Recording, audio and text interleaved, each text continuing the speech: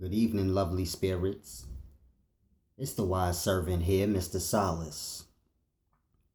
Now, today I want to do this very deep video discussing law. Now, we have two types of law. We have man-made law, and then we have what y'all would call God's laws. So you have God's laws, and then you have the man-made laws. Now, I don't deal with God because that's the word God. I don't deal with that word because it's an oppressive word. It's a title of dominion. So I can't deal with things of that nature because the life is fairness and equality. All things in the life are equal and they have a sense of oneness. And God does not fit in that order. The title, the word, the definition of it, it does not fit in that order. So this is why I said I don't deal with that word. But basically, you have two laws, man-made laws, and then you have the universal laws. So what y'all refer to as God, I refer to as the life, the all of it, from the macroist level to the microist level. But the life is all, and you have universal law, and then you have man-made law. Now, man-made law is the laws that man made up. And when you break these laws, they lead you to prison. Now, the universal laws, when you break them, they lead you to knowledge. So the universal law is a very important thing because when one breaks the universal law, he learns so much knowledge. And here's where the problem lies. Because the man-made laws that we have, they interfere with the universal laws. So being as though we must live and obey the man-made laws that will send us to jail, being as though we have to obey those, they interfere with us knowing and understanding the universal laws. So man-made laws block you from learning the true law. Now, the true law, which is the universal law, this is order. So it's like the 42 laws of Ma'at is really the 42 orders of Ma'at. Because law is a word of dominion, like God. It's a dominating word, meaning force. And so it's order. The universal law is truly just the universal order. In law, it's just a man-made thing. Now, I want to break down to y'all how man's law interferes with you learning from the universal law. Now, we all know when you break man's law, you end up in prison. And there's nothing truly learned. So if I ask any person, if you break the law and you go to jail, did you learn your lesson? And most people will say, yeah, I learned my lesson. I learned if I break that law, then I'll end up in jail. So that's what they learned. They didn't actually learn a lesson. They just learned that if they don't obey the laws of the land they live on, they'll end up in prison. So if they kill someone, they'll end up in jail. So that's what the killer learns. If I kill a person, I end up in jail. If a person steals, they end up in jail. So the thief learns if I steal, I'll end up in jail. But this is not truly the lesson. But being as though all crime or anyone who goes against the law, being as though jail is the punishment, this is all that's learned. It's a deep thing. Whatever you do that goes against the law, the only thing you learn is that I'll end up in jail. And you may suffer in jail, but you don't truly learn the lesson. And this is why I say man-made laws interfere with the universal order. Now, let's say a man kills a person and there are no laws. There's no man-made laws. There's only the universal order. Now, with the universal order, there is no law, only order. And you will learn the order through disorder. So you have to grasp. Through chaos and disorder, you get creation. You get order. So the way to learn the universal order is by going against it. Now, a man's natural way will always be to go against the order. Anything, not just the man, but anything in a life will automatically go against the order. In the order, and when they do that act, the order will show them the deepest lesson. That's why I said when you break the universal law or order, you learn a great deal of knowledge. Now, if a man kills a man and there's no man-made law, and let's say a man kills a man, there's nothing to stop that man's family or his friends from coming to kill you back. See, in today's times, if you kill a man, you're worried about going to jail. You don't worry too much about his people coming to kill you as much as you worry about jail. Because more than likely, jail is the most of your problems. Jail will stop them from getting revenge. So you may kill a person and then their family and friends may have caution in getting revenge because they know in the back of their mind they could end up in jail. So man law interferes. Now I want you to grasp. If you kill a man and there's no law, his family and friends will come back to kill you. This is a definite. We all know this. If someone killed one of your family members or your loved ones, and there was no law that you could go to jail, you could kill them back. You would. And if you wouldn't, there's someone in your family that is going to go kill back for that person that was killed. And in that disorder, the universal order will be learned. Because if I kill you,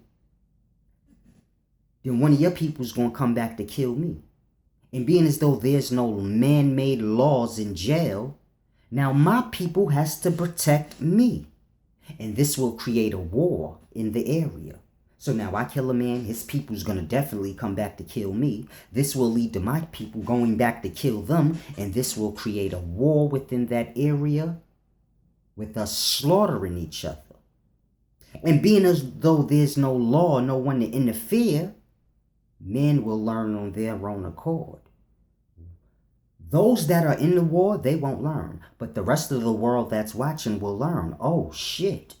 If I kill a man, his people gonna come back to kill me. This is gonna involve my people. And they're gonna remember that war that they seen. And this is where universal order will be learned. So now no one will have to ask, why shouldn't I kill? Why is killing a sin? It's not a sin. It will just lead to more killing. So when you kill a man, now your own family is in danger of being killed.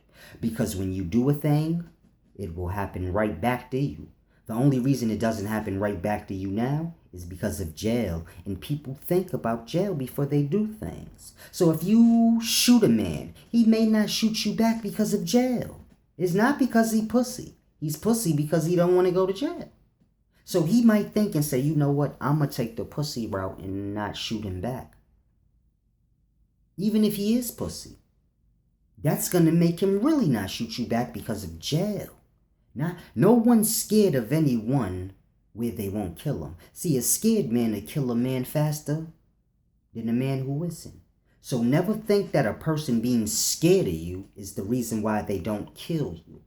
There's only one reason why a person doesn't kill in this life, and that's because of man-made laws which lead them to jail or being stoned or some shit like back in the day. Because you always had man-made laws, even back in the day. You may not have had jail, but you had people being stoned and crucified, so there was always man-made law and the punishment that goes with it. So you have to grasp, if there were no man-made laws, people would learn the true order and truly understand why things are wrong to do. You would understand cause and effect. If I shoot this man, now I have to think about my family, because his peoples are going to come to shoot me back, and they're not going to care. If they can't find me, they'll shoot one of my family. And there's no law to stop them from doing this. And everyone will think before they commit the act of murder, because they will remember, like, yo, once I kill a man, he's gonna react. Once I take the act of killing him, he's going to react. And that whole cause will have a big effect that will just destroy many people. So we will see how we're all connected if there wasn't any man-made law. Because man-made law individualizes things. Universal law doesn't. So if there were no man-made laws and you killed somebody, you would see clearly how everyone is connected. Because when you kill that one person, it's going to be a bunch of dead people. A bunch of people will die as a result of you doing that one thing. And some people will be dead from your side. Some will be dead from the other side. And you will have the grief because those dead from your side, it will be your fault. Because you are the one who committed that first act. And everything leading after that was a reaction. And people will truly learn. Okay, this is why murder is wrong. And if a person steals from someone, the person that they stole from will come looking for them to beat them up, assault them, kill them, take their belongings. And this is what will happen if you stole from someone and there were no man-made laws in jail. This is what you would have to deal with. And I know a lot of y'all are like, that's bad. That's complete chaos. No, it's not. Because if people knew they didn't have law in jail to save them, people would put more thought into the things they did, because the things they did would have effect on more than this just themselves, and they would see it. They don't see it now because they go to jail, and breaking the law is individualized, as opposed to where your crime or you breaking the law affects your whole family, your whole town. This is how you learn order. But man-made laws in jail, this interferes with that. So people live this existence now truly not understanding why thou shalt not kill, thou shalt not steal, thou shalt not disrespect their mother and father. We don't truly understand why. We know we shouldn't steal because if you do, you can go to jail. We know from a moral perspective, oh, if I steal from somebody, then karma. Somebody might steal from me or one of my loved ones. But we don't truly grasp the real effect. Like if I steal from someone, then I am bringing murder, assault, and a whole bunch of other things into the existence when I do that. Because when I rob that motherfucker, he's going to come to get me. And if he don't find me, he's going to get one of my people. He may kidnap them. He may do whatever he wants because there's no law to stop him from doing what he wants. Just like there was no law to stop me from stealing from him. But I will learn, like, hold on, the next time I go to steal from somebody, the first thing I'm going to think, I'm not fucking up my whole family's life just because I'm going to steal this nigga shit. And this is how all things that we do will be thought on. It's a deep thing we have to grasp. You have the things that the life produces, like order, and the many different pleasures that the life produces. And then men take what the life produces and alter it into its own things and make their own things. So we have horses and different animals that we can use as vehicles. And men mimic that and they make real vehicles, which are artificial horses and different animals that we use to get around on. The life produces caves and rocks, and men take those rocks and caves and they alter them and destroy them and rebuild their own reality, which is houses and buildings and things of this nature. So you can't get lost and confused between the differences in things like man-made things and universal things. We tend to do this. We've gotten to a point where we can't discern the difference between what is of the life and what is true knowledge and what is true law and order from what man made. And it's a deep thing, because everything that man makes, it interferes with you learning directly from the life.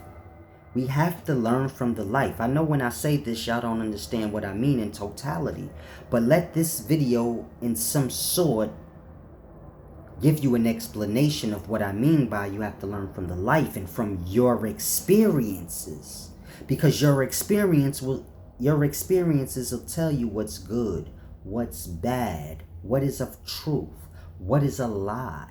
You know, if you do something and it causes a bad effect later, then you know this is not of goodness.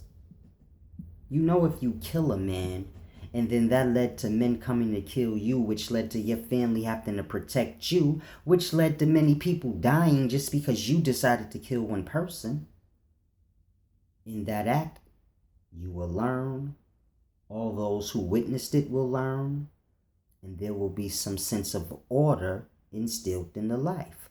Everyone will learn from your experience directly from the life. So everyone in that instance will learn why murder is wrong without any man telling them murder is wrong because you go to jail, or murder is wrong because God said so.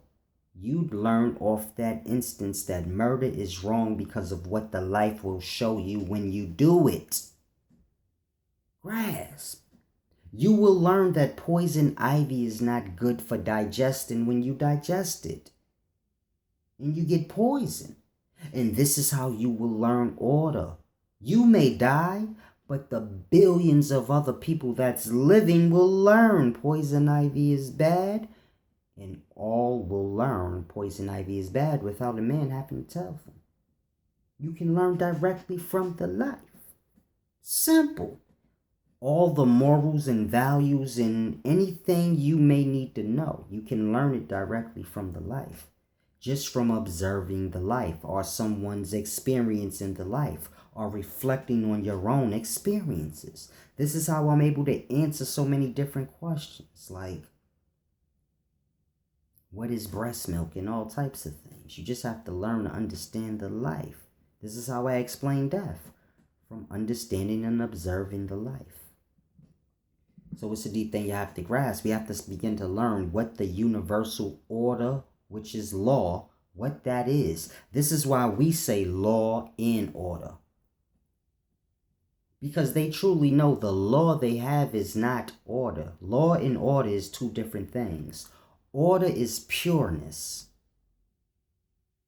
Order is the pure, true law. And law is a man-made thing that is of dominion. It is of force. So if you don't obey the law, you get punished by men who made the law. If you break the order of the life, you get disorder. But you learn from that disorder, and it makes the order more strong, more instilled within your being, to where you truly grasp, I know this is wrong because I seen what it did. I seen what kind of disorder it brought. So it's a deep thing y'all have to grasp. Universal order are the 42 laws, which is truly the 42 orders of Ma'at. This is universal understanding. Y'all have to learn the difference between the two, because y'all are lost in man-made knowledge. So a lot of the things y'all teach and speak of, this is man-made things. And being as though y'all haven't separated universal things, meaning the things that all things know, that are a part of the life. We tend to think that things we made up matter. Men have language, but this is not universal. Language, meaning words, How we express ourselves and speak, this is not a universal thing. This is just a man's thing, and you can never get lost thinking that words, language, writings is the true way to knowledge. That is just man-made things. Universal knowledge has nothing to do with man-made things. Universal knowledge is for all things in the life, no matter what level of life they're on. So day and night, this is universal. The word day and night is not universal, but daytime and nighttime, and the understandings of that duality when it's observed. This is universal knowledge. Understanding the physical body and the spirit within, and how it correlates to night and day, and how you can pull knowledge on whatever you may have about the body and the spirit. You can pull knowledge about that from night and day. But once y'all label it night and day, then that's all it becomes to you. So daytime and nighttime is not daytime and nighttime to me. It is the duality in the life. It is a revolving thing that keeps happening in the life. And it's for the purposes of acquiring knowledge. And anything that correlates to day and night, you can get knowledge from it. So grasp, the body and the spirit correlates to day and night, because the body is the darkness and the spirit is the light within the darkness. So it's a simple thing you have to grasp. Now, any questions that you may have on that duality, whether it be with the spirit and the body, or nighttime and daytime, or anything, you can use daytime and nighttime in the observation of it to answer any question you may have on the spirit or the body. It's just like a shadow. I try to break down to people. You know your body is darkness because when you put it, it reflects darkness. You have to grasp. Why does your body reflect darkness? Why? A light doesn't. Look. There's the light. The light has no reflection. Why isn't the light, or why isn't the shape of the flame reflecting off the wall also? And it's because light is not of darkness, and darkness is not of light. And this is why when you put your hand against anything, it reflects what it truly is, darkness. And this is why when you flick a light, it reflects more light. This is why the sun has rays, because light reflects light, and that shadow is the body's rays, which is darkness, and it reflects what it truly is. And this is the duality of things, and this can all be observed and learned just from knowing day and night. So I'm trying to figure out words to help y'all to explain how I learned from life, and how y'all can do the same thing, but you have to shed everything you know thus far, like words. You have to understand, words are a crutch for man. Man does not know how to express himself without speaking. Animals, all things in the life, express themselves and communicate silently. They don't use words. Only men do. So you have to grasp. We have been disconnected, and we don't remember how to do certain things because of the crutches and things we made. So we made language, and this was good for us, but it disconnected us from all other things in the life and the true way of communicating. And now words are everything to us, even though words beget lies, because you can only lie with words. You can't lie in any other communication. You can't make someone see something that's not truly there. But you can tell someone anything.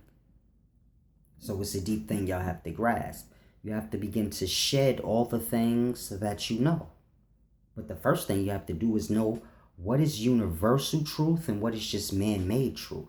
That way you can shed the man-made truth. You don't have to forget it, but just throw it out of your mind for the moment, so that you can observe life, understand the things that I am saying, and it will help you to grasp. Then when you go back to all this man-made stuff that you heard and learned, it will make sense to you then. So when you go back to the Bible or the Quran or Kemetic science and these different things, they will make sense to you.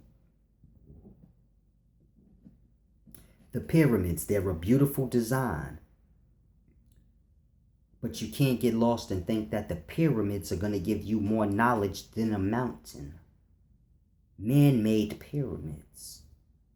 The life made the mountain. So you have to discern the difference. I know man-made things look interesting, but the mountain is more interesting than the pyramid. And you know this if you truly think a minute and say, okay, the mountain is very vast and big, and there's many different tunnels, and it's a different world in the mountain almost. When your mind begins to start to think, then you'd be like, okay, hold on, he's right. Man-made things are just man-made things, and then you have a real truth. And y'all have to learn how to pull from that real truth, which is the universal aspect and knowledge of things. You have to know the difference. It's a deep thing. But I pull knowledge from day and night. I pull knowledge from many different things. I pull knowledge from sleep and awakeness. This is consciousness. Being conscious is awake. Being asleep is not conscious. But it is all life, just like life and death. So this is how I understand life and death.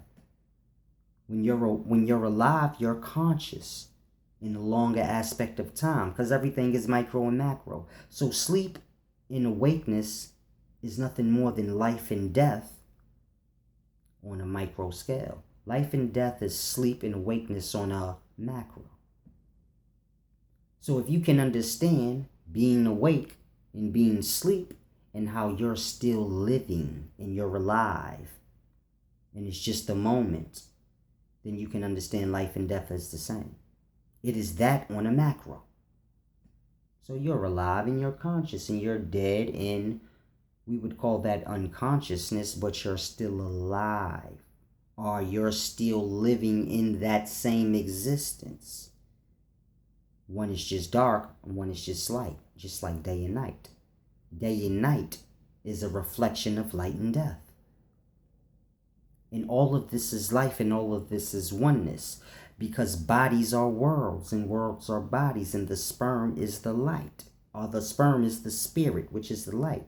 So you have a body, and your body is a literal world to the micro life within you.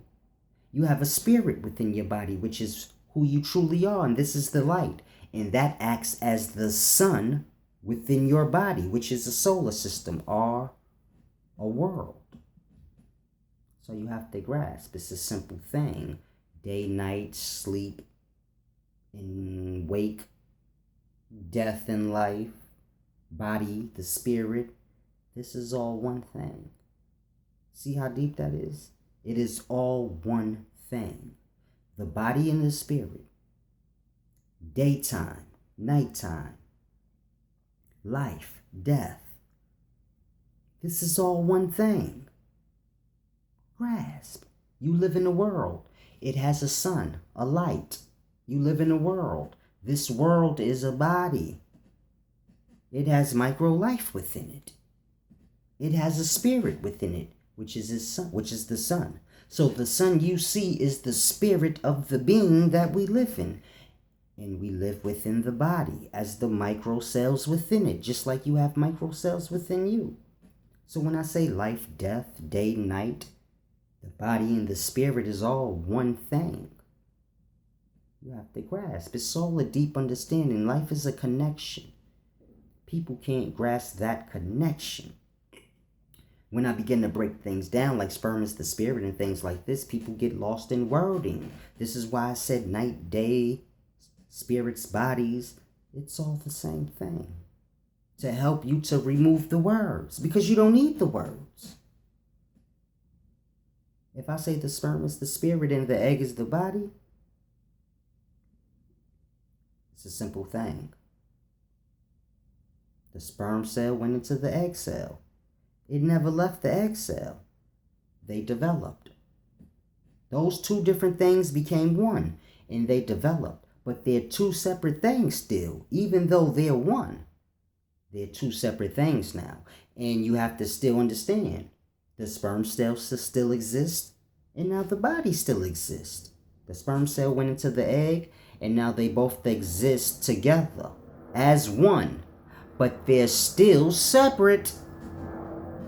So you have to grasp. You still have that sperm cell within that egg. Your body is the egg. That egg became the body.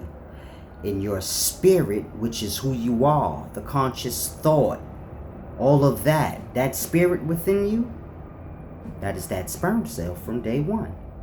That maneuvered through the body, decided to go to the left fallopian tube or right fallopian tube, and got itself an egg or a body. So everybody that you see is a sperm cell that got an egg, or a spirit that got a body. It's a deep thing. It's your main man Solace, the humbled wise one. Y'all be groovy. Pardon my absence. I was supposed to have a debate with a brother named Brother Sanchez, but it's my birthday weekend. Today is my birthday. I made 35. And I was taking a little break, enjoying myself. Now, Brother Sanchez, you can get this work anytime you want, brother. You can hit me up, solace031@gmail.com, anytime you want. You can inbox me on Facebook and get my cell number, whatever you want. You can get this work anytime. Stop playing games.